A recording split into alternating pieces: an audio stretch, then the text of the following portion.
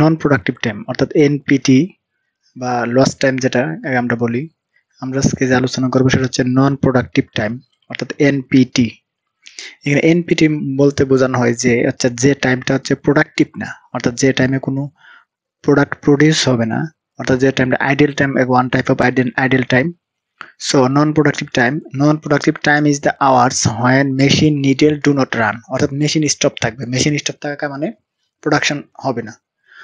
So এখানে in a different way authority pay but that time do not producing product for income, অর্থাৎ যে টাইমকে আমরা available time বলি এই টাইমে অথরিটি পেমেন্ট করবে বাট প্রোডাকশন বা প্রোডাক্ট প্রডিউস হবে না, আর প্রোডাক্ট প্রডিউস না হলে ইনকাম হবে না। অর্থাৎ যদি আমরা এক কথায় বলি অর্থাৎ নিডেল টাইম যেটা অর্থাৎ নিডেল যদি স্টপ থাকে সেটা হচ্ছে নন প্রোডাক্টিভ টাইম। সেখানে হচ্ছে ক্যালকুলেশন হয় we can NPT calculation against SSA or pieces, অর্থাৎ এটা ক্যালকুলেশন করার ক্ষেত্রে আমরা দুইটা ওয়ে অ্যাপ্লাই করতে পারি, একটা হচ্ছে এসএএইচ আর একটা হচ্ছে পিস, অর্থাৎ এসএস এর এগেইনস্টে আর অথবা পিস এর এগেইনস্টে। সো আমরা দুইটা সিস্টেমে ক্যালকুলেশন দেখবো এখানে। ক্যালকুলেশন এগেইনস্ট এসএএইচ অর্থাৎ এসএএইচ এর এগেইনস্টে আমরা একটা ক্যালকুলেশন একটা एग्जांपल দেখবো। Suppose a factory one day plan 2250 hour SS but SS achieved 2000 hours, so now NPT calculated for 250 hour। সেটা ফর্মুলা কি, plan axis minus achieve axis. অর্থাৎ নরমালি যেহেতু একটা প্ল্যান করা হয় প্রত্যেকটা ফ্যাক্টরিতে ফ্লোরের জন্য প্রত্যেকটা লাইনের জন্য, আমরা লাইন ওয়াইজ এটা ক্যালকুলেশন করতে পারি পার ডে শেষে। সো এখানে পার ডে যে অ্যাচিভ হবে, অ্যাচিভ এসিস প্ল্যান এসিস থেকে মাইনাস করলে যেটা আসবে সেটা হচ্ছে আমার হচ্ছে এসিস অর্থাৎ ডাউন টাইম অর্থাৎ এনপিটি। এখানে আরেকটা एग्जांपल দেওয়া আছে পিস এর এগেইনস্টে। Suppose a factory one day plan 25,600 pieces but achieve 23,400 pieces, so NPT record against it 2,200 pieces। তাহলে ফর্মুলা কি, plan pieces minus achieve pieces. Basic types of NPT. NPT এটা হচ্ছে আমার পিস, আচ্ছা এখানে ক্লিয়ার করি আমি, সেটা হচ্ছে আমি এখানে পিস এবং অ্যাচিভ মানে ডাউন বা নন প্রোডাক্টিভ অ্যাসিস পাইলাম, বাট এই অ্যাসিসটা বা এই ডাউন টাইমটা কার জন্য হয়েছে সেটাকে আমরা ক্যালকুলেশন করব, অর্থাৎ কোন ডিপার্টমেন্টের জন্য আসলে মূলত এই অ্যাসিসটা অ্যাচিভ হয় নাই সেটা ক্যালকুলেশনের বিভিন্ন ওয়ে আছে, অর্থাৎ টাইপস আছে। পাওয়ার এন্ড ইউটিলিটি ফেইলিয়ার, যদি পাওয়ার অর্থাৎ কারেন্ট যদি না থাকে অথবা এয়ার প্রেসার প্রবলেম থাকে তখন সেটা হচ্ছে পাওয়ার এন্ড ইউটিলিটি ফেইলিয়ারে যাবে। ইনপুট ডিলে, যদি প্রপারলি লাইনে ইনপুট না দিতে পারে অর্থাৎ লাইন ক্যাপাসিটি থাকা সত্ত্বেও যদি লাইনে ইনপুট ডিলে থাকে সেটার জন্য তখন ইনপুটের এগেইনস্টে বা ইনপুট যে ডিপার্টমেন্টের আন্ডারে থাকবে সেই ডিপার্টমেন্টের জন্য যাবে।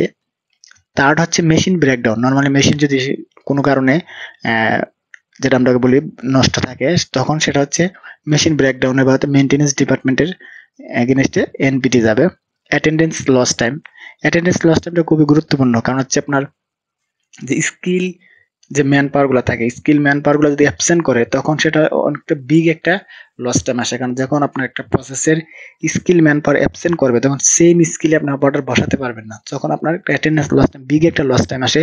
সো এটার জন্য অবশ্যই মাস্ট বি ব্যাকআপ রাখতে হবে। Power failure or the utility loss time, when power, air pressure etc fall this NPT record। formula plan SS into total failure time divided by working hour into 60 দ্বারা divide করলে আমার পাওয়ার ফেলিয়ারের যে down টাইমটা পেয়ে যাব।